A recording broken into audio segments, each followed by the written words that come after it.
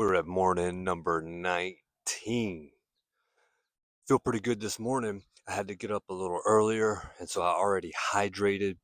I already got a little bit of sun, but I mean, I'm out here right now. The whole point of this is to wake myself up faster to make my morning more efficient. So if I've hydrated with my salt and electrolytes, I've already got a little bit of morning sunlight. The third thing, and you can do this at any point during the day, is to get some blood flow circulating. We want oxygen in our brain. The faster that happens, the faster we remove that mental fog, increase our clarity, and we'll be able to attack our day more efficiently. That's the whole entire point of this. But a lot of times, during the day itself, when you're feeling low, when you're at a low vibrational frequency, a lot of times you can raise up your vibe simply by doing some physical activity. Walking, just taking some deep breaths can be really beneficial to actually bringing in oxygen into your lungs, and then you want the oxygen to be carried into your brain uh, through your blood flow.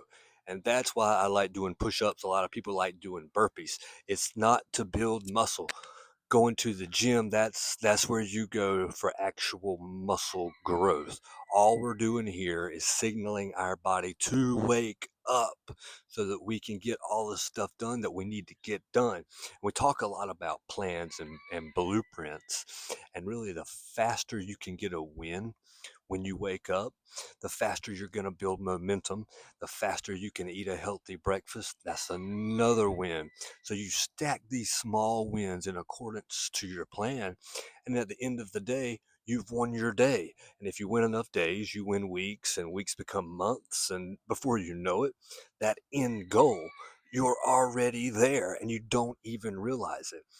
But we've got to fall in love with the process, with your plan, waking up each and every day excited to get to do what you do.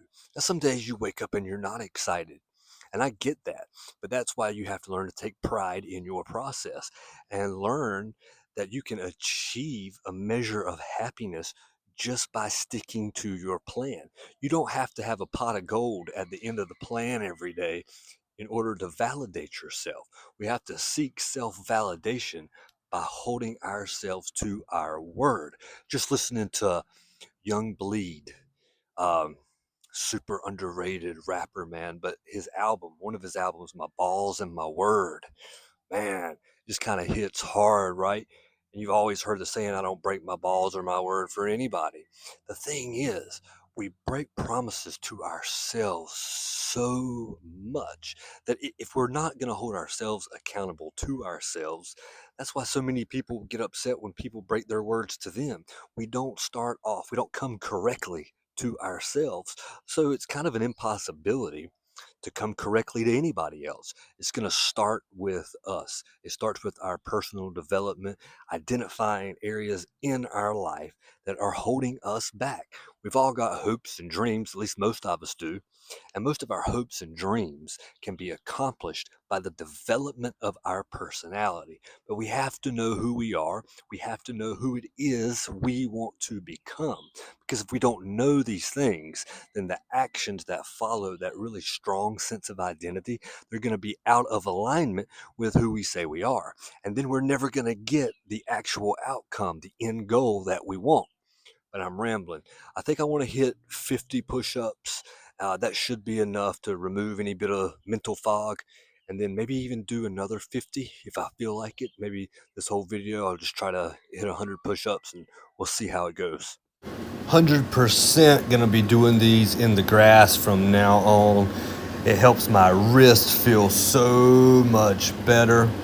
These push-ups, I guess you can judge my form, but I'm just trying to pump these guys out and get some blood flow. I've always been a gym guy, meaning that I've always gone to the gym to build muscle or, get healthy. There's a lot of people, a lot of guys that just do calisthenics, like the push-ups or pull-ups or burpees, or they do those weird things where they push themselves up and clap their hands together. And I've got to say, man, they build some crazy physiques just with like body weight exercises. I mean, I can never see myself only doing that. Maybe if we get locked down with like another COVID or something like that, then maybe. But I just can't see, trading the gym for just doing that. But it does look fun. I've done it before too, where I've gone to a park where they had a chin up bar and a dip bar. I don't know. I think I was out there for like an hour, just kind of moving back and forth between the two. And then that Russian guy, Andrei Smayev, this dude is 350 pounds of muscle, and he built most of his physique by doing a lot of body weight exercises. If you don't know who he is, man, you should check him out. He's really interesting. I like watching his diet because he eats like basically whatever he wants. I was watching one video where he ate for dinner 7 cans of tuna. He gets a lot of his carbs from like soda and fruit drink, and he loves cheesecake. But I mean, when you're that big and you're that active, I guess you can get by with it. I mean, he's fairly lean for 350 pounds. But it just goes to show you that no matter where you're at in the world, no matter what access you have to food, it's really going to be about calorie maintenance and macro maintenance, and not necessarily about a specific food that you eat. Because if you're into fitness or anything like that, you've all heard, oh, the chicken and rice diet. But chicken and rice is super overrated. We all know red meat has tons more micronutrients in it than like a chicken breast. So it's actually a lot healthier for you to eat that red meat as it is chicken breast. Not that there's anything wrong with chicken breast. It's just it's a good source of lean protein. It's just it doesn't have the same vitamins and minerals that a piece of red meat has. But like I'm saying, the whole the whole point is to understand how many calories you need, and then you can basically eat whatever you want as long as those macronutrients fall under your caloric guidelines. I mean, he's eating, like these little squeeze pouches of grape jelly and just going to town. His post-workout meal was like nothing but two different kinds of cake, like a lemon cake, and I can't remember the other one. But it's, I mean, when you just look at it and you see him, you generally don't associate health and wellness with the types of foods that he's eating. So it's all coming down to maintaining your calories and understanding how important that is to your body weight and your macronutrients, how they are important for your body composition. And there's another guy, speaking of like people on social media that I follow, this guy Togi or Toji, I'm pretty sure it's Togi. He's this young guy in his early 20s. He made like millions of dollars with crypto. And now, like, he makes these like 2 hour long YouTube videos. It'll be like a week in the life of Togi. And it's so entertaining because he's so clearly himself, the good, the bad, the ugly, all of it. He puts it out there and doesn't mind, the criticism that he gets in return. I mean, he blasts gear, he gambles, uh, he participates in all kinds of nefarious kind of activities, but he's so genuine that I can't stop watching him. And plus, too, he says some of like the best motivational stuff. Again, man, this dude is like in his 20s, and I'm 41 listening to this kid. But motivation and inspiration can be found anywhere if you have the right perspective. And the fact that this dude is just so unapologetically himself, and he's not afraid to show you what he's interested in, and he's been really open and honest about his issue with drugs, and he talks about his drug use and how it's affected him, how he's able to leverage his drug use. He talks about a lot of the bad stuff that he does, it gets sort of utilized and monetized for viral content. And it's just so interesting to see, a young person just absolutely embrace life. And I'm not saying that we should all be like that, but the fact that, oh, what's the poem? There's some poem where you're drinking life to the lees. And it just means, we only got one shot at life. We're not getting out of here alive. And when you see somebody, especially somebody younger than you, like way younger than you, and they get that, they understand it at like a really, really young age. Maybe they're a mystic or something, I'm not sure. But once they understand that, it's very inspirational, even for older people, people who are way past their prime. It's super motivational to see someone who's just purely and unapologetically headed in the direction that they want their life to go. I might not agree that the life needs to head in this direction, but it's not my place to speak on it. I can speak on it because, we have a freedom of speech, but in terms of criticizing it, how in the world are we going to criticize anybody unless what they're doing is personally affecting us or the ones that they love? That's why whenever I see videos on social media that I don't like or make me mad or whatever, I don't understand the need for people to sit there and type out some convoluted, hateful response when really all you've got to do is hit a thumbs down button. It'll help your algorithm out. It'll help the other person's algorithm out. It's beneficial for everyone. I guess that's maybe a little bit more of a libertarian mentality as far as to live and let live. But really, if we're focused on ourselves, if we have our priorities right, what somebody else does or does not do shouldn't really affect us at all. And if it does affect us, we need to let it affect us positively so that we can keep going and heading in the direction that we want our life to go. But we can't do that when we have like the opinions of other people all around us all the time. And they are. They're always going to be around us, but so many of us allow that to affect us negatively, to bring us down.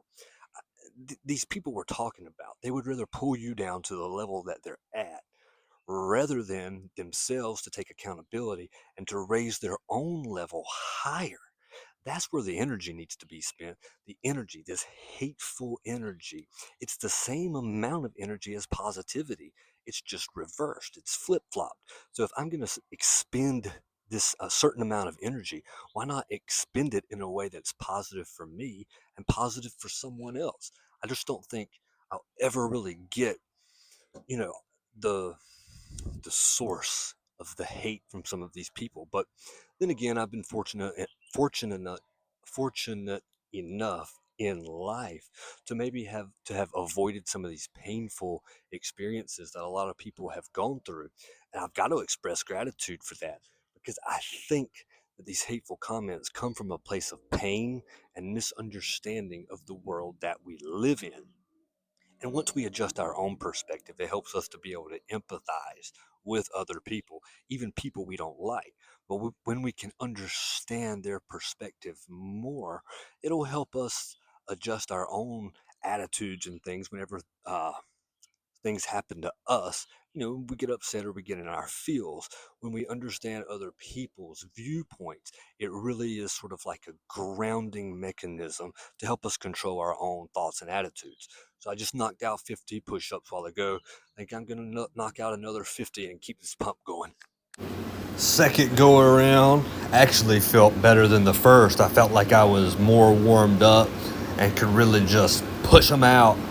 Wrists are feeling pretty good. And like I said, not trying to build any muscle. I'm just trying to pump some blood into my chest. Hopefully make it look pretty good for this stupid video. Oh man, that 50 felt better than the first 50. Maybe I should just make a video where I stay out here all day. Just hit push-ups. Man, it really does get it gets your blood flowing, number one, which is the whole point. You get to breathing deep, get some oxygen collected in your lungs. Man, this is all right. Maybe I should go to the park one day and make one of these videos. Another thing, you don't have to like someone in order to love them. I remember growing up, I had a friend, he was a couple years older than me, but the dude was just like a nightmare. A uh, parent's worst nightmare. He was just all over the place, really ornery. Parents couldn't do anything with him. They spanked him a lot. Didn't seem to work. And I remember one day his mom told my mom, she said, I love him. I just don't like him. And man, it's such a Like, how can a mom say that about her own son? I mean, I know the guy, so it probably was kind of hard to like him. I barely liked him, and I spent time around him voluntarily. But anyway, when we look at other people and their lives, there's always something we can learn. A lot of people who are ahead of us in any area of life, any any category that we want to get better in, a lot of times we're going to have to learn to extrapolate the good and to spit out the bad. It's like eating a really good chicken wing. You can't eat the bone. You can go at it and get all the good meat, all the flavor, but at some point you got to spit the bone out, because if you try to eat the bone, you can't. If you swallow it, you're going to be hurting. That's how it is, especially if you have a mentor. There's nobody that's going to be perfect. Everybody is going to do something that gets on your nerves, something you don't agree with. I'm not exactly sure, but I do know that if you expect perfection from someone, you're always going to get let down. And then the worst part is, when we get let down, a lot of times we throw the entire person out. We don't hang on to the good, the parts where we can learn and grow. There's tons that we can learn from all the people around us, but we can't emulate them, number one, because they're their own person. And number two, we've got to learn. We're adults. We've got a brain. Hopefully, we got more than two brain cells to rub together. We can use our God given common sense to understand that there's going to be certain things about certain people that are really good that we need to emulate. But then there's going to be certain parts about that same person that's not so good. But it's not worth throwing out the bath with the bathwater. I'm not sure if that's even an analogy or not, but we'll go with it. We've got to understand and give people room to grow. We've got to give them room to make a mistake, because we ourselves, we've got to understand that we're going to make mistakes, and that when we're talking about someone else and maybe something better that they should do or not do, people are saying the same thing about us. We're all human beings. And once we realize that letting people live their life will in turn, hopefully, let them allow us to live our lives, then we'll stay out of each other's way. And if we need to get in each other's way, well, then maybe there's a good reason for that. But when we focus on ourselves, when we stick to our plan, when we develop a blueprint that we stick to every single day, we're going to have so much less time to be caught up in other people's drama, and so much more time, energy, and effort we can spend on making ourselves better.